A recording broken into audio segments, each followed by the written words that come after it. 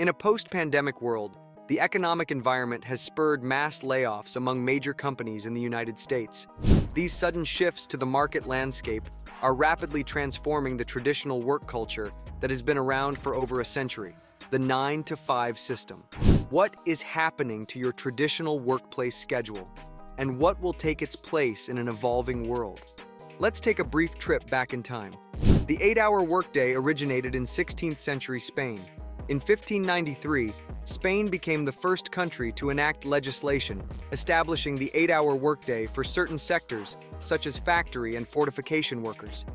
This laid the groundwork for the modern movement, which gained momentum during the Industrial Revolution in Britain, where large factories reshaped working life. During that era, workdays often ranged from 10 to 16 hours, with a typical 6-day workweek. The widespread adoption of the 8-hour workday was then popularized in the 19th century, spurred by labor unions during the American Industrial Revolution. While groundbreaking for its time, adapting an antiquated system to accommodate modern occupations has contributed to many of the challenges plaguing corporate America today. Some people have made the most of the system by working multiple full-time jobs.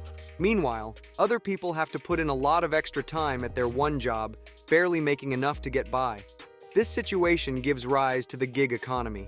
According to Gallup, at least 45% of full-time employees work remotely at least part of the time.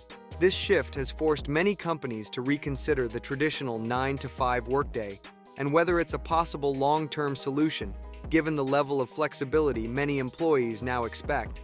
Data indicates that many people are working multiple jobs.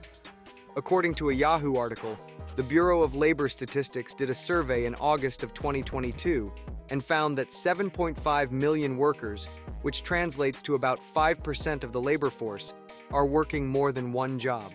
For countless individuals, the security of a 9-to-5 job has provided a steady income and the potential of career advancement as they accumulate work experience.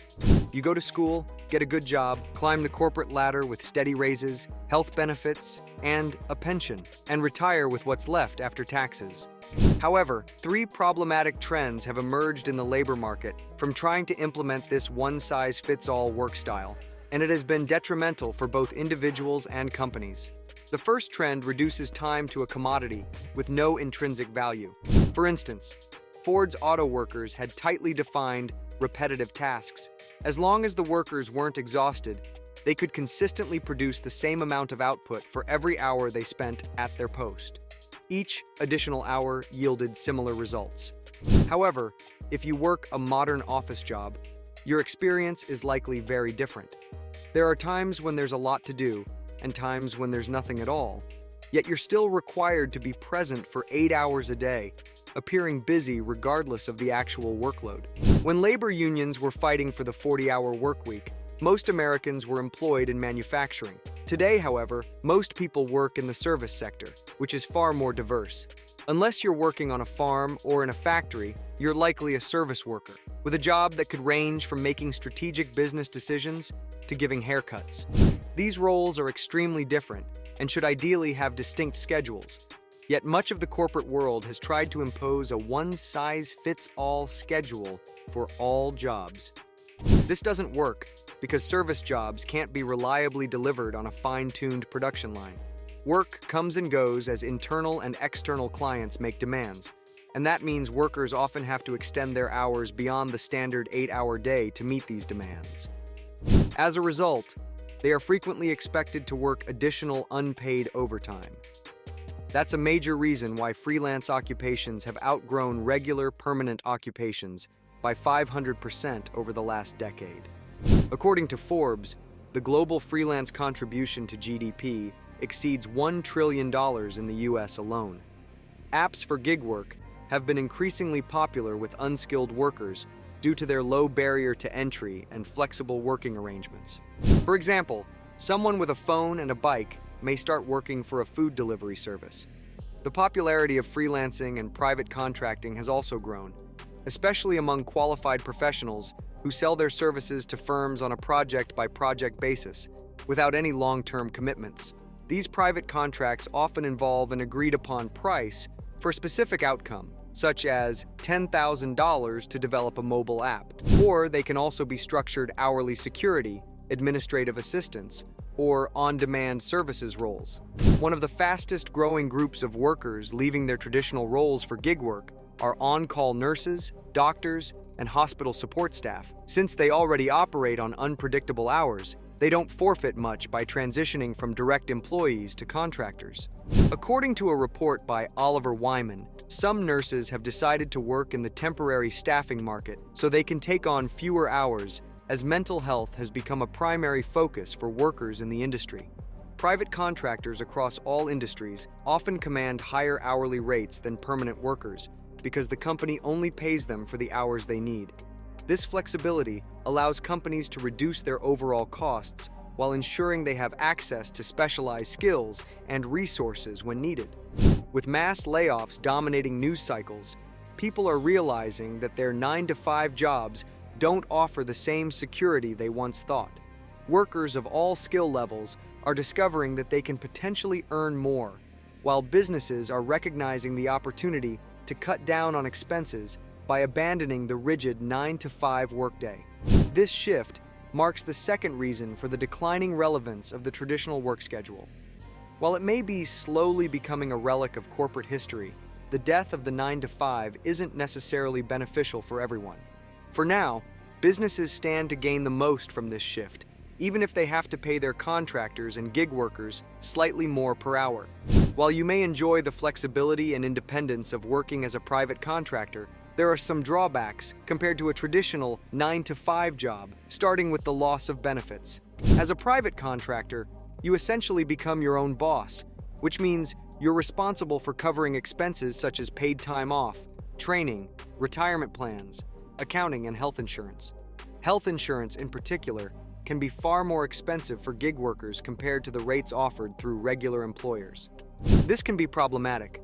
For example, health insurance premiums for delivery drivers who ride bikes through late-night traffic can be prohibitively expensive, making it unsustainable on the wages of the contractor.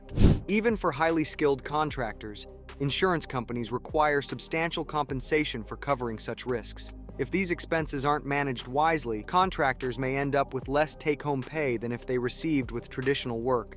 In today's world, small and medium enterprises are increasingly turning to contract workers as it simplifies their bookkeeping and helps mitigate the rising costs associated with human resource management. For instance, as reported by Tech Equity Collaborative, an advocacy group based in Oakland, Google employs 121,000 contract workers, a workforce larger than its 102,000 direct employees. Google, despite already having large human resources and accounting departments, is increasingly turning to contract work for two primary reasons.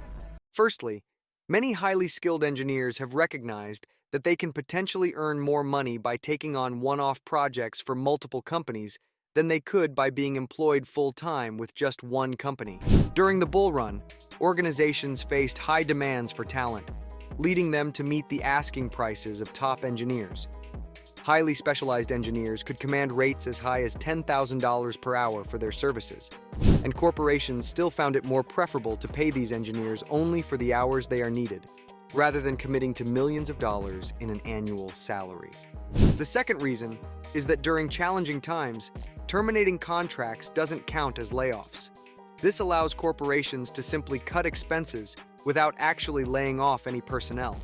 Large-scale layoffs can send negative signals to investors and employees, suggesting that the business is struggling. This, in turn, may lead investors to explore other investment opportunities and employees to seek career opportunities elsewhere. There are three groups that are really going to benefit from the death of the 9-to-5, but their gain comes at the expense of one major group, which statistically you are a part of: the regular, entry-level workers. These individuals, who may have previously held low-paying jobs, now have the opportunity to get gig work, but it often still comes with low wages. Since many of these entry-level jobs didn't offer much in terms of pay or stability to begin with, the newfound flexibility can be seen as a positive change. High-skilled workers, on the other hand, who can more easily transition to contract employment stand to benefit financially, as they can command higher rates by working for the highest bidder.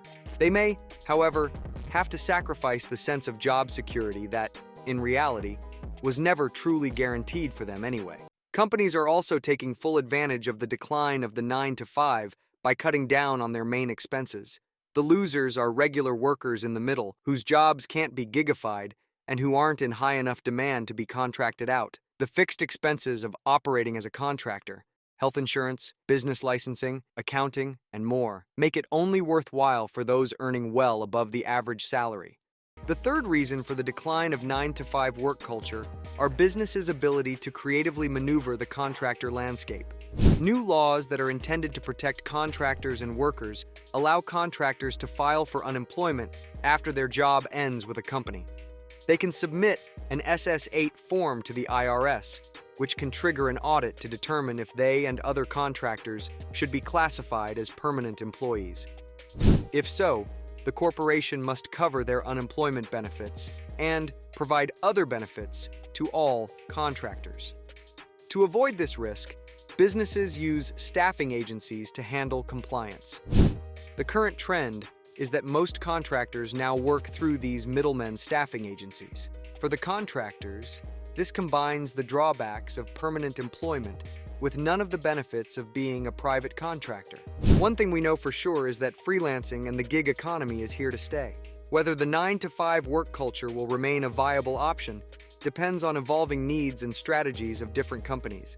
If you enjoyed this video, we'd love to hear your thoughts. Share your perspective in the comments section below. If you enjoyed this video, please like, share, and subscribe to our YouTube channel for more.